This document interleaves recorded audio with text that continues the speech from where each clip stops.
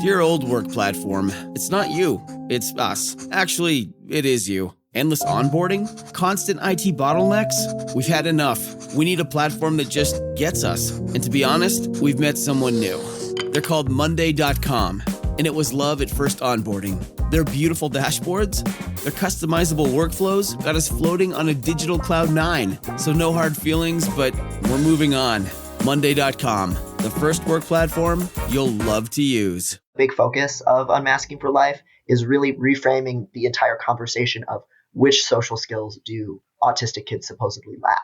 Because we're said to lack attentiveness to other people, interest in other people's feelings. It's all about other people.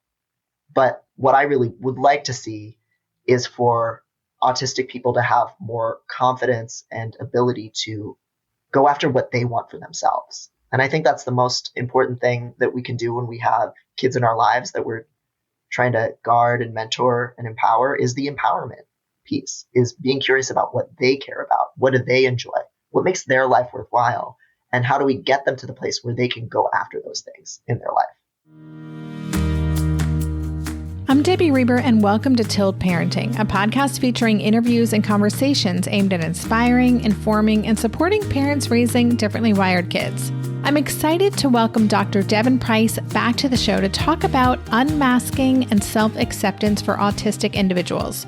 You may know about Devon's book, Unmasking Autism, and if you haven't listened to it yet, I highly encourage you to go back and check out our conversation about that book on the show. I'll have a link in the show notes page for this episode, or you can find it at tiltparenting.com/session292. But today, we're discussing Devon's brand new book. It's called Unmasking for Life, The Autistic Person's Guide to Connecting, Loving, and Living Authentically. And it explores what it truly means to embrace one's identity in a world that still struggles with accessibility and inclusion.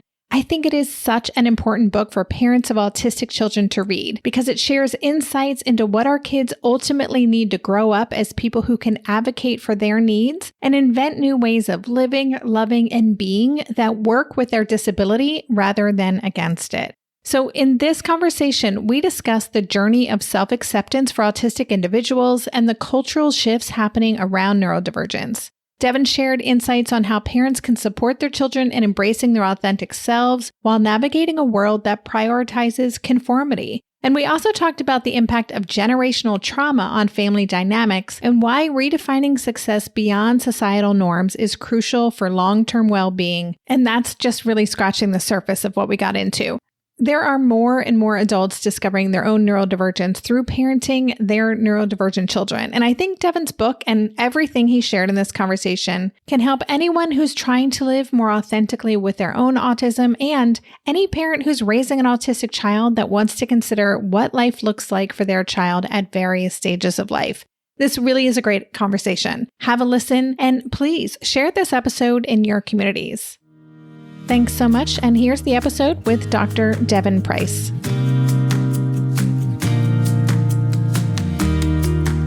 Hey, Devon, welcome back to the podcast. Hi, thank you so much for having me back. Yeah, of course. I was really excited when I found out you have a new book coming out as we record this. I think it comes out probably in about 3 weeks, so very soon. And we had you on the show a couple years ago to talk about your book, Unmasking Autism. And listeners, I'm just going to say, if you haven't listened to that episode, I'll have a link in the show notes. Definitely go check that out. So I was really excited for this opportunity to have a follow-up conversation. And I'm going to mention the name of the book, and then I would love to hear what led you to writing it, because you obviously have a lot more to say about this conversation. So the book that will be coming out at the end of March, it's called Unmasking for Life, The Autistic Person's Guide to Connecting, Loving, and Living Authentically. So tell us about why and how this book came forward for you. Yeah, so Unmasking Autism was kind of the book that I wish had existed when I was figuring out that I was autistic. In my late 20s, not knowing a ton about what autism really was, not knowing what autism can look like in marginalized populations, and just how burdensome it is to grow up with a disability that you don't know is a disability and having to camouflage it and compensate for it all the time. This second book, Unmasking for Life, is really about the years and stages of struggle and practical thinking and figuring your life out that kind of comes after that revelation. So figuring out that you're autistic or neurodivergent in general and getting more comfortable with who you really are is this really difficult internal process. It's a social process. It's a lot of reflecting back on your past and figuring out who you are and dropping that mask. But even after you've come to drop that mask and try to be more authentic in your life and really honor your needs as a disabled person, the world around you has not changed. The world is still really inaccessible to disabled people. So even if you're really accepting the fact, for example, that I'm never going to hold down a full-time job in my life, and I know that doesn't determine my value as a human, that's not what my life is for, this is just how my disability works, and I'm at peace with that, that doesn't change the fact that you have to have a roof over your head and food in your belly and medicine you need to get. So how are you going to survive under capitalism and under ableism with that being the case? Or other practical life challenges. Okay, I accept myself as my weird self. I'm going to self-stimulate, stim in public and be weird and wacky. But most of the people I go on dates with do not like that. Or my family is ashamed of me because they have their own baggage about this stuff. All of those external issues are still there. And so Unmasking for Life is really about the self-advocacy tools that disabled people can use and the skills we can develop and the kind of practical life planning we can work through in order to build a life for ourselves that gives us a little bit more of that freedom to be our unmasked selves, to be disabled, to have needs, to be strange, to be different. And it walks through some of the areas of life that in the response to Unmasking Autism, I've gotten a ton of questions from disabled people. Okay, I accept myself, but now how do I make friends that actually accept me and won't take advantage of me? So friendship is a chapter, work is a chapter, family is a huge area of difficulty. So there's a chapter on that too. Love and sex, and then also just life. What does growing older as a disabled person look like? What does building networks of support and care look like if you're not going to have a conventional life or a more neuroconforming life? That's the idea behind all the book, and it's really inspired by the tons and tons of questions and feedback that I've gotten from readers about the areas in life where they find it the hardest to get by as themselves. I'm curious to hear about how Unmasking Autism was received, because I feel like even in the couple of years since it's come out, masking, at least in the neurodivergent community, at least in the parents I work with, there's more, at least, familiarity with masking as a concept. At the time when your book came out, it was one of the, I think, first bigger books that was really having this conversation. So you mentioned the feedback you've been getting from readers. I'm just curious, from the time when you wrote that and where you are now, like if we zoom out, what have you noticed has changed in the overall conversation of whether it's awareness or understanding of the neurodivergent experience?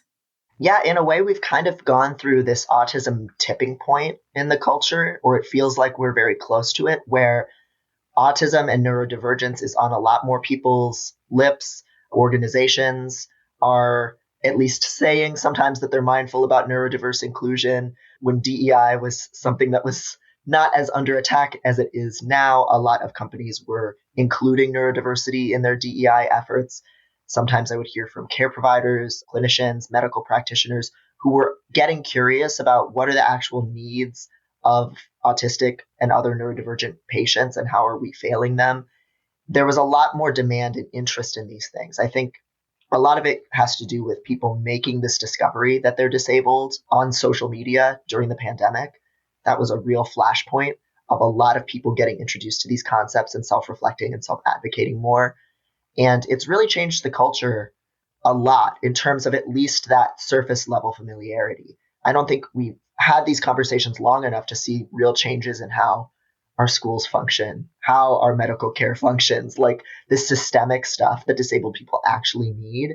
But the culture is getting a lot more warm to these conversations and curious and mindful of the idea that a person can be autistic and not quote unquote look autistic in the most stereotypical way. That's where I think we've seen really a lot of growth.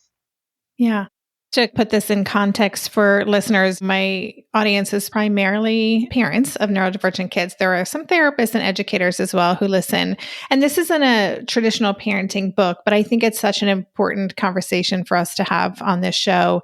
And I know that you must get a lot of feedback from parents. Like when I had you on for Unmasking Autism, and you also came and spoke to my community, like my people were like really wanting to learn from you. I'm curious to know what kind of questions you tend to get the most from parents raising autistic kids. Yeah. So usually if parents are coming to my work, they are open to the idea that autism is not this horrific pathology that needs to be trained out of a kid. They're usually very open to the idea of neurodiversity just in general, that everybody's a little bit different and that we all have different needs and strengths and desires. And they want to do right by their kid. And they know that there are institutional pressures that are going to sometimes try and push them to maybe do something that will make their kid easier for others to deal with, but that's not actually good for their kid. So I get a lot of questions about how to navigate school systems and bureaucracies and things like that, and social pressure and judgment from other kids. So parents will ask things like, I think my kid is perfect the way that they are. I want to work with the way that my kid is, but the school is trying to force them into ABA therapy and trying to force them to conform more. What do I do? People will ask me my opinions on social skills trainings. Are those more gentle than these kinds of forms of behavioral conditioning? Is it good to try and, on the one hand, give a disabled kid the tools to better understand neurotypical social norms? But on the other hand, are we still just exerting another kind of pressure to say the things people want you to say and do the things people want you to do, just in a softer way? So I get questions about that. A lot of questions are about how do I navigate a world where people see me as pushing the boundaries just because I let my kid not wear socks or go to school with their hair unbrushed because brushing their hair gives them a sensory meltdown, and people are judging me for that. What I see over and over again is this really overwhelming desire to try and protect their kids from stigma and judgment and exclusion, and hitting this wall where no matter how hard they try and how much they're on board with the idea, that's not where the world is. And so their kids do experience ableism. Their kids do experience oppression. There kind of is no completely escaping that or completely protecting them from the world being that. And so a lot of the questions come down to, how do I navigate this stuff? How do I play politics at school to get my kids' need met without getting a reputation for being difficult? All of these complicated things that you have to manage. And then that's just talking about schools as an example. Then once you throw in family struggles, the needs of other kids, you're going through a divorce, life happens, your parents are judging you for how you parent, it gets even more complicated to do that advocacy work. Yeah, just in your answer, I have so many follow-up questions, but let's take a quick break. And then I would love to talk a little bit more about the social skills training. I feel like we might have talked about that in our last conversation, but it is just such a big topic among my community. So let's do that when we get back. Last year, as we were navigating a big international move, vacation was off the table. So this year, I'm pretty much counting down the days until Ash is back from a first year at college and we can do a proper family vacation. Let's just say I have a lot of tabs open on my computer. I'm thinking warm weather, itinerary with a peaceful vibe, great nature, and fantastic food. Even though I haven't nailed down our itinerary, I have treated myself to a few new things from Quince, the direct-to-consumer clothing and home brand that offers everyday luxe pieces at fair prices. Right now, they've got lightweight European linen styles from $30, washable silk tops, and comfy lounge sets. I picked up an organic cotton gauze tiered maxi dress, in black of course, that I predict I'll pretty much be living in during our vacation. A few other things I love about Quince: they only work with factories that use safe, ethical, and responsible manufacturing practices, and they use premium fabrics and finishes in every piece. Even better is that Quince prices are 50 to 80% less than similar brands because they partner directly with top factories, cutting out the middleman and passing the savings on to you. For your next trip, treat yourself to the luxe upgrades you deserve from Quince. Go to quince.com/tilt for 365-day returns plus free shipping on your order. That's QUINCE.com/tilt to get free shipping and 365-day returns. Quince.com/tilt. I'm noticing that just about everyone I know is feeling totally fried. Nervous systems are shot, and there's this general sense of overall fatigue and overwhelm. And I feel it too. It's really hard to muster up the energy to show up for ourselves and our families when the world feels so heavy and unpredictable. While we can't change everything going on around us, we can take small, meaningful steps to care for our nervous systems and cultivate calm in the midst of it all. And one of my favorite resources for doing that is Calm. Calm is the #1 app for sleep and meditation, giving you the power to calm your mind and change your life. I often recommend Calm as a resource in my Tilt community because it is a simple and powerful way to proactively tend to mental and emotional well-being. Whether you're looking for meditations to ease anxiety, improve focus, or build healthy habits, or you just need some soothing music, sleep stories, or guided relaxation exercises, Calm is like having a little support system right in your pocket. Just a few minutes a day can make a real difference, and Calm makes it really easy to find what you need whenever you need it. Stress less, sleep more, and live better with Calm. For listeners of our show, Calm is offering an exclusive 40% off a Calm premium subscription at calm.com/tilt. Go to calm.com/tilt for 40% off unlimited access to Calm's entire library. That's calm.com/tilt.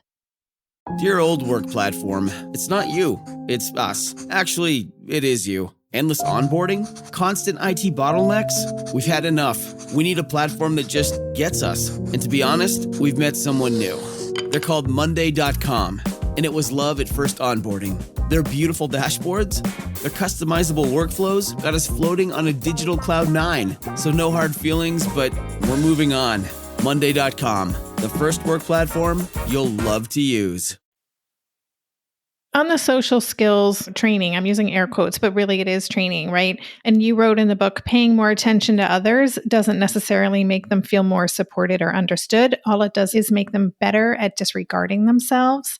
I had to, flashback to having a neurodivergent teenager and being like really recommended to do social skills program and me moving forward with that, but really having a lot of problems and being that parent, like, I'm sorry, what is this about? Like, what are we doing? What is the message here that we're doing? But I wonder if we could just tease that out a little bit. If a parent is kind of being led or guided towards doing some kind of social skills, social learning, social thinking work, what do we really want to be focusing on? What should our ultimate goal be in an ideal world for our kids when it comes to their social relationships? Right. I think that's the right place to zoom out, because if you don't really check in with yourself and first and foremost your kid about what are our actual goals here, you're going to have goals and outcomes decided for you from the outside. And usually the goal that is presumed is we want this kid to not stand out as different. We want this kid to have lots of neurotypical friends, to be approved of in neurotypical spaces like schools, to be able to have a job and be neuroconforming. Those are the kinds of outcomes that are presumed as kind of the gold standard. And we already know that that's not going to happen for some kids. Things like holding down a job, things like having an easy time in a conventional school. And we also know that for some of the kids who can do that stuff, it's through masking and an extreme amount of stress and exhaustion and not being true to themselves. And so you really have to take a step back and really question, is being liked by everyone, is being palatable to everyone actually an important goal here? Or when I envision a happy, empowered future for my kid, do I want to see them surrounded by people who get them, people who are like them, and to have the strength to march to the beat of their own drum, to do things their own way, and to feel supported in that, even when what they're doing is something that most people aren't familiar with or don't understand. And those kinds of skills, that skill to really stand in your truth, to say no to people, to exert body autonomy even, to be willing to not necessarily be unpopular for the sake of it, but to let go of certain people's judgments because they're not ever going to be compassionate toward you, and to instead care about other disabled people and other ostracized people and people like yourself. Those are really important social skills that we don't really train anybody to engage in our society. Our schools are very focused on compliance for everyone, not just disabled kids, but it's really heightened for them. And so that became a big focus of Unmasking for Life, is really reframing the entire conversation of which social skills do autistic kids supposedly lack. because we're said to lack attentiveness to other people, interest in other people's feelings. It's all about other people. But what I really would like to see is for autistic people to have more confidence and ability to go after what they want for themselves. And I think that's the most important thing that we can do when we have kids in our lives that we're trying to guard and mentor and empower, is the empowerment piece, is being curious about what they care about. What do they enjoy? What makes their life worthwhile? And how do we get them to the place where they can go after those things in their life? Yeah, I mean, I think so many parents, I hear so much anxiety from parents about what their kids' social life does or does not look like. And you talk about that in the book. You said that young autistics often attempt to forge friendships in ways that confuse their more neuroconforming peers, and that parents also then have judgment, right, around their kids' social relationships. You said that a study found that only 34% of autistic children had what their parents judged to be a good friend. And that's, I think, when parents can kind of get concerned. And what does this look like? This isn't what I expected, or I really want to prioritize this relationship. But if we think about a friendship goal, what have you found have been like the most supportive types of dynamics for friendships when it comes to autistic, whether it's kids, young adults, and adults? Like, what tends to work best? Yeah. So one thing that I hammer home all the time, and I probably said it last time I was here too, so I apologize if I'm repeating myself, but anything that you can do to bring your autistic child around other autistic people as much as possible, that's going to really pay off in all kinds of different ways. One, it just normalizes their way of being. It gives them a window into all the different ways that autistic people can look and act and what their lives can look like. If you have access to something like a local autistic self-advocacy network chapter, or groups, parent groups where autistic kids are just meeting and playing or parallel playing near one another, do as much as you can to bring your kid into that, because you're going to see a potential future for them in how other people are living and getting by, which is super healing and relaxes a lot of people's anxieties. And you're also just bringing your kid into a situation that's the opposite of what they're used to, which is when they're singled out and they're made different and they're having to appeal to kind of the neurotypical majority. And sometimes that doesn't even just mean taking them to autistic groups. It might be taking them to groups that are focused on their special interests, right? Take them to an anime convention, take them to a video game speedrunning competition, whatever it is their thing that they're passionate about, so they can meet other people who are passionate about it and really engage in that hobby. We know that that makes people feel really empowered. It helps them build friendships that are based on actual mutual connection. And then another piece there is doing what you can as a parent to cool a little bit of that anxiety that is totally understandable. You want your kid to have people that love and care about them. You don't want them to be alone. But that can sometimes look like pressuring them to socialize with people that they don't enjoy, doing things that are really exhausting for them. Your standards of what an adequate amount of socializing looks like might be informed by the neurotypical world. I know I still, even as an adult, do this to myself. Like, I think if I'm not socializing a certain amount with a certain amount of people, that I'm being reclusive and it's bad. But my energy recovery needs are just different. And that's true of autistic kids too. They can get social burnout. And so again, a lot of it is about empowerment and normalizing how autistic people feel and do their own thing. And again, follow as much as you can from the kids' own passions. What is motivating them? Who do they enjoy talking to? What do they enjoy talking about? And when they need a breather, can we honor that instead of seeing that as, oh my gosh, you've committed a social faux pas, you're not going to have this popularity, and those anxieties that we sometimes get. A question that just popped up as you were saying that. I know also there are people who have a strong drive for social connection, and they also require a lot of time to recover. And sometimes those can be at odds. Any advice for parents who recognize my kid can get really overwhelmed if they spend too much time socially, but they are pushing themselves? How do we support them in striking that balance? Yeah, it's tough, and it can sometimes be frustrating on the household. But I think it's worth thinking about. In the same way we make these decisions as adults, sometimes we take on a risk or a challenge that has a cost for us because we value it. And so it may be sometimes for some kids like that, because autistics can be extroverted, contrary to the stereotype. It may be that your kid is so excited and energized that after that birthday party, after that social event, they have so much energy in their body that they're kind of tipping almost into meltdown category. And that doesn't mean that all of that socializing was necessarily a bad thing either.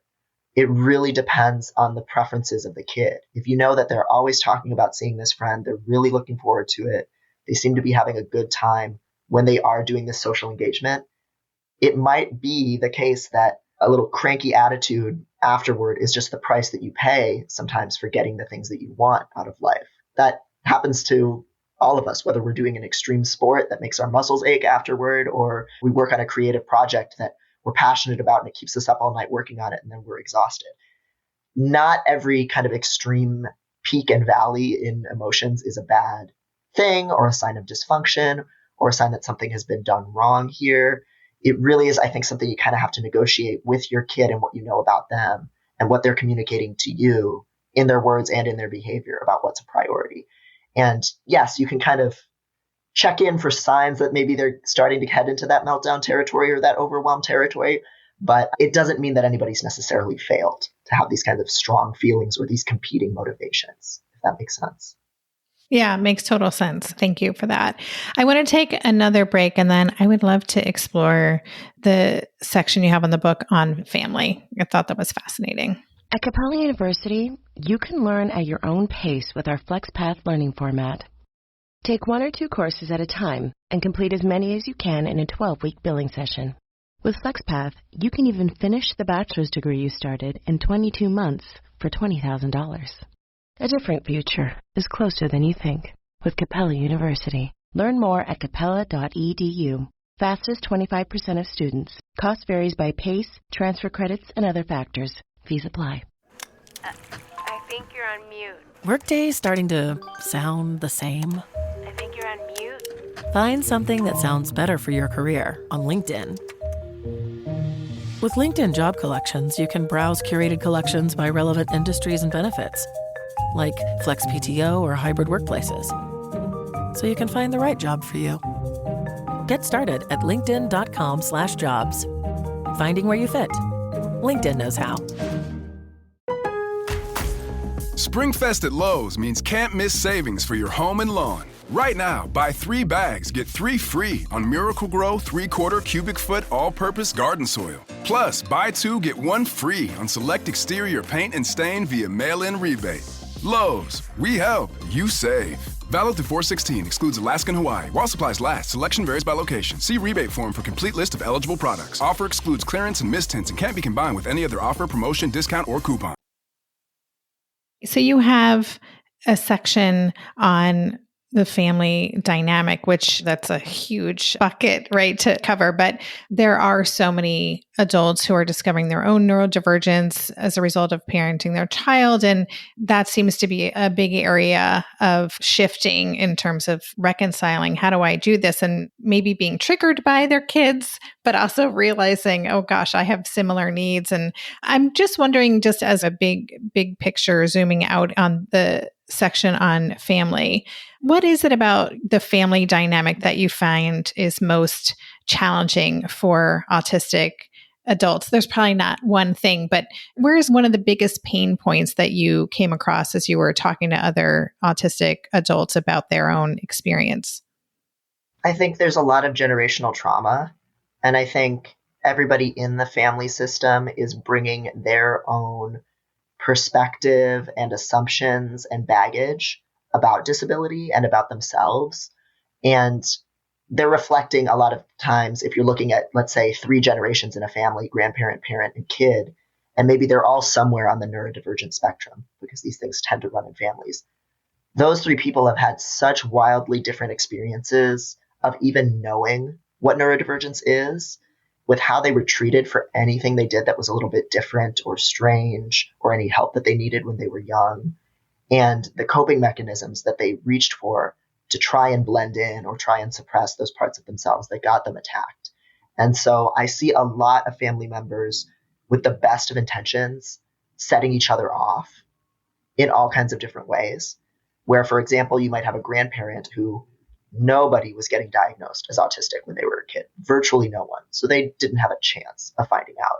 And so maybe they've coped and hidden their neurodivergence through workaholism, through alcoholism, through just having a reputation for being grumpy and flying off the handle in unpredictable ways.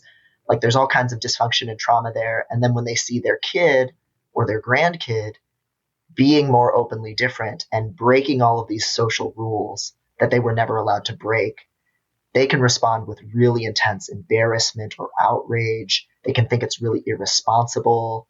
If it's you as a parent letting your kid be themselves, they can think that it's dangerous in some way, and that can really set them off. And then on the flip side, if you're, let's say, a parent who's found out that you're autistic, maybe in your 20s or 30s, and you're figuring this stuff out and you're trying to do right by your kid, which is so often the case, a kid gets diagnosed and then a parent realizes that they're neurodivergent too, you might be forcing a lot of your journey onto both your kid and your parent. I've seen a lot of cases of somebody finds out that they're autistic. It's a huge, really positive revelation for them. They realize autism's in their family, running in their family. They're telling everybody in their family, you're autistic and you're autistic and you're autistic and you're doing that because of RFID and you're doing that because of PDA. And it doesn't go over well because the people in their family are not on that stage of the journey. They don't see autism as not a bad thing. They've never heard that it's not a bad thing. And so they feel really attacked and confused. And so people are communicating across purposes. And of course, there's a lot of baggage that then flows down into a kid. All of the expectations that parents and grandparents and everyone else in the family has for them, things that a parent was uncomfortable in themselves that now they see reflected in their kid. And then on the flip side, a parent who's been through a ton of difficulty, who really, really wants their kid to not go through that and is like clutching with both hands, like digging their hands into their palms, trying to make nothing bad ever happen to their kid and projecting all of that trauma onto their kid when, again, it's the best of intentions, but we don't let our relatives walk their own paths, I think, is something that can be really difficult to untangle in a lot of different ways. Yeah, it's so messy. There's so many layers there. And this is big stuff. This is identity. It's your entire worldview. It's, as you mentioned, trauma. Like it is a full body experience. One of the quotes I pulled out, you said, you can start to unmask family relationships by practicing the skill of acceptance and acknowledging that you are allowed to keep growing, even if that means growing away from where your family dwells. And I'm just wondering if you have thoughts on what parents can do to help make this process of being more authentically themselves within that family dynamic, how they can navigate that in a easier, I don't know if it's easy, but in a smoother way.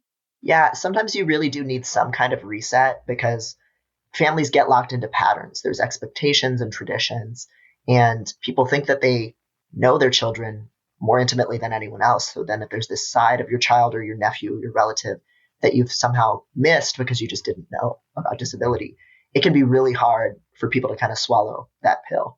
What I find is that often people need a little bit of time away or breaking out of old traditions and scripts just to kind of demonstrate that family doesn't need to always mean the same thing and that we don't always need to run the same way. And that can be something like just saying, okay, I know that the holidays are super disrupting to my kid who's neurodivergent and to me, and we have all these ideas in my family about what needs to happen, otherwise you're ruining Christmas or whatever. I'm just going to give a hard reset on that. We're not going to go visit this year. We're going to start our own traditions. And once we've had the chance to kind of work from a blank slate and do things that actually feel good in our bodies, then we can have a conversation about meeting up and how do we actually want to exchange gifts, have a meal, do we want to do those things, and so on. And that's a really micro, really specific example. But I think you can do things like, I'm going to call a little bit less often. I'm not going to share information about this aspect of my life that I know my family is judgmental about. I'm going to, if I'm feeling pressured or attacked, I'm just going to say, okay, I love you, but I'm getting off the phone now. I'm going to leave the room. These kinds of things that sometimes feel unthinkable, especially when we're younger in our families, can really just demonstrate, okay, I am a fully realized person and I have the power to define what this relationship is just as much as anybody else in this relationship does. That can help a lot of the time because a lot of times the dysfunction isn't coming from any parent or family member trying to be abusive or controlling. They have their expectations and they're freaking out. And you can kind of set a new tone that is a little bit more even keeled. So those are things that often help. I think offering family members information rather than expecting them to be on the same page as you, just saying, okay, my kid has these sensory issues. Here's a book that might help you understand that. And then the next time that relative is complaining about the kid having a meltdown, you can just say, I've given you some tools to try and help you understand. It would really help us if you look at them. I interviewed a consent educator, Sarah Casper, for the book, and she says that it's really helpful to not issue rules for your relatives, but to frame anything you ask them for as a way that they can help you, a way that you're letting them in on some work that you're doing, because then they feel like they have a role, that what they're doing is important, rather than they're being told, you're not allowed to hug my kid without consent. You can frame it as, we're trying to teach our kid about physical boundaries. Can you help us by asking our kid if they want to be touched before you touch them? Just a little reframe like that can help people feel way less attacked. So little things like that can make a big difference too. Yeah, I love that reframe. I talk a lot about compassionate education because people don't know what they don't know. And I just love that language you just shared. I do want to ask, because this comes up, and I read a piece recently about, I don't know if there's an increase in, or we're just better understanding. There are a number of autistic adults who are choosing to sever ties with their family of origin. And you write about that in the book and talk about how to navigate that. And I think that's a fear for a lot of parents, that that's going to happen in their relationship with their child. And I'm just wondering, is there something you would want parents with autistic kids to know, if that's something that is in the back of their mind as a fear that they have? Yeah, I would definitely recommend people who are concerned about that to kind of look into it. There's a resource that I cite in the book, but you can also just find it online. It's this blogger, Issendai, Issendai, and she analyzes estranged parents forums. So forums run by parents whose kids no longer speak to them, and really analyzes what's going on there. And there's a particular profile for people who often wind up in that situation for the long term. And I think if you don't recognize yourself in those parents, which tend to be parents who aren't willing to admit that they've ever done anything wrong, feel entitled to all aspects of their children's lives, and have kind of a sometimes kind of self-martyring way of thinking about their parenthood and all they've sacrificed, and people aren't grateful enough. Those are often the people that end up in an estrangement that they can't understand and can't control, and that never ends. And if you're not approaching your kid or your family members in that kind of way of disrespect, I don't think you have a ton to worry about. I think it is definitely true that there's been a rise in estrangements happening, and some of that does trouble me. I think there's a lot of language on social media sometimes that encourages people, if you have any difficulty with someone ever, just cut them off, and that's the solution. That's not the solution. The way we build supportive relationships is through conflict, telling people when they've hurt us and giving them a chance at repair. And that stuff is really beautiful and important. And so sometimes I think there are people who, when they're going through a tough time and rethinking their whole lives and advocating as a disabled person, sometimes they come down pretty harsh at first and draw boundaries. And those boundaries can really hurt and be scary. But I think as long as you kind of see it as, this is someone who's trying to exercise agency, this is someone who's trying to understand who they are and what they need and be independent from me, probably in the ways that I do want for them long term, then as much as it can hurt and be really confusing, it can be just a stage on a path towards, again, resetting those relationships, reestablishing how we relate to one another, and figuring out how to be in the world. Sometimes we just need a little time away. Sometimes we move away from our families. Sometimes we just need time to reflect on, who am I outside of these people who have been around all my life? And it's not necessarily an attack against you or your parenting. It doesn't necessarily need to be lifelong or anything like that. If you can be respectful of that agency and understand that that's some important internal work that a person's trying to do, then that can cool a lot of the tension over time. And sometimes it just takes time too. Yeah. The last chapter of your book is about life, and it's such a good chapter. There's so much great content in the book. We can't get into all of it today. But as I was reading that, I was thinking about how you define maybe a self-actualized or a fulfilling life for an autistic adult? In other words, I'm always talking with parents about redefine what success looks like, right? And to really hone in on your values and what really matters. And we talk about pivoting from like independence as the goal, being self-determined life is the goal. And I'm just wondering, what would you want listeners to think about as they are parenting their child that we should be working towards? And what would that look like for their kids? I think you kind of have to question everything you've been taught. And it's kind of scary, existential stuff. It's really a philosophical deep dive to say, okay, if my kid is never going to be financially independent, if they're never going to have a house and a spouse and kids that they're raising, or like this blueprint of what a fulfilling adult life is supposedly supposed to look like, can I be okay with that and realize it's not some great tragedy? Because many of them don't want those things. And if they want some of those things and they can't quite attain them, they can still have a family. Because what is a family? It's people around you who support you and care for you and who help carry on your legacy in some way. That can be your neighbors, that can be your friends, that can be a church that you're part of. It can be so many different things that you're a part of and that you contribute to. If you're never going to have a full-time job, well, a lot of full-time jobs aren't all that fulfilling anyway. So can I think about a future where my kid is working on projects related to their special interests and they do something every day that excites them emotionally and intellectually and maybe helps them connect to others in some way, even if it's just like posting on a forum for other people who have that special interest and they're building something. And maybe it's not the kind of thing that I was taught is impressive and valuable, but if it's bringing my kid and people around them joy and connection, how is that not the most valuable thing in the world? I talk a little bit in that chapter about just thinking about your legacy and what lives on after you are gone and what having a meaningful life is. And that's something that we each get to decide for ourselves and have to decide for ourselves, which is freeing and terrifying. And the things that we typically lean on for that in our society are things like having children, having professional accomplishments. And that's not the only way to have a legacy that matters. If you've broken out of a cycle of dysfunction in your family, you have a legacy. If you've done less harm than the people who came here before you did, you have an impact on the world, you know? And there's just a lot of anxiety, I think, especially in American culture, about not doing anything, not constantly going, and yet slowness and stillness and not kind of consuming tons of resources and destroying the environment and all of these things we do in search of productivity.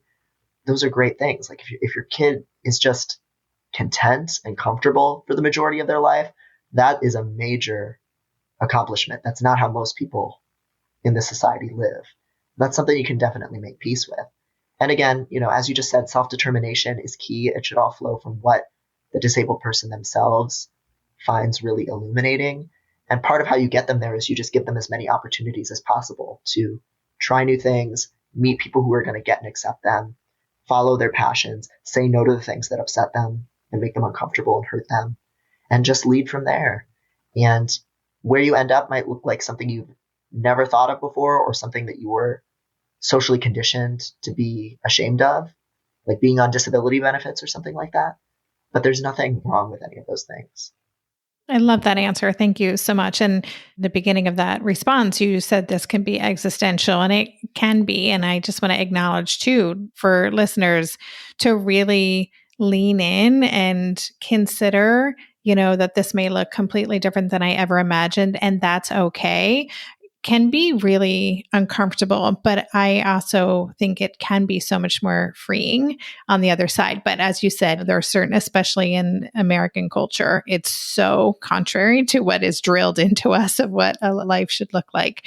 But I agree, it all has to be questioned. So thank you for that. I'm going to say the name of your book before we say goodbye. Again, it's called Unmasking for Life, the Autistic Person's Guide to Connecting, Loving, and Living Authentically. Is there anything that we didn't say? I hate putting people on the spot. Is there like some great last thought you want to leave my listeners with before we say goodbye? The last thing that I'll say is that one of the big messages of the book is that being a socially skillful autistic person or disabled person often means being harder to deal with, saying no, believing things that maybe others around you have not been conditioned to believe, walking away from expectations that are not for you. That we're so afraid, most of us, if you're on the neurodivergent spectrum, of being that nail that's sticking up and that's going to get hammered down. And there's so much power in realizing that we're always going to do things in our own way, and it's not going to be for everyone, and it doesn't need to be. What a great note to end this on. Well, thank you so much, listeners. I will have links to Devon's books, to our last podcast episode, to your Substack, to all the places where listeners can connect with you. Good luck with the book launch, and thank you so much for everything you shared today. Yeah. Thank you so much for having me. You've been listening to the Tilt Parenting Podcast. To learn more about today's guest and the resources we talked about, check out the extensive show notes page on Tilt Parenting. There you'll find key takeaways, links to all the resources mentioned, and even a full transcript of our conversation. Just go to tiltparenting.com/podcast and select this episode.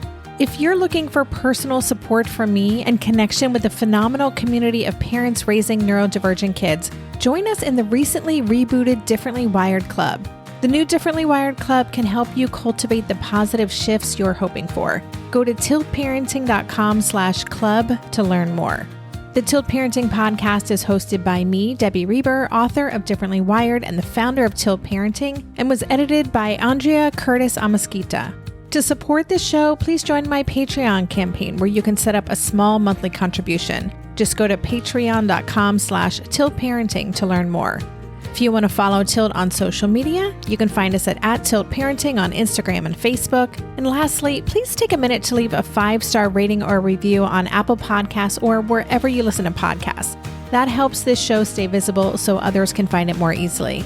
And that's all for this week. Stay safe, stay well, and take good care. And for more information about any of the parenting resources Tilt offers, visit tiltparenting.com.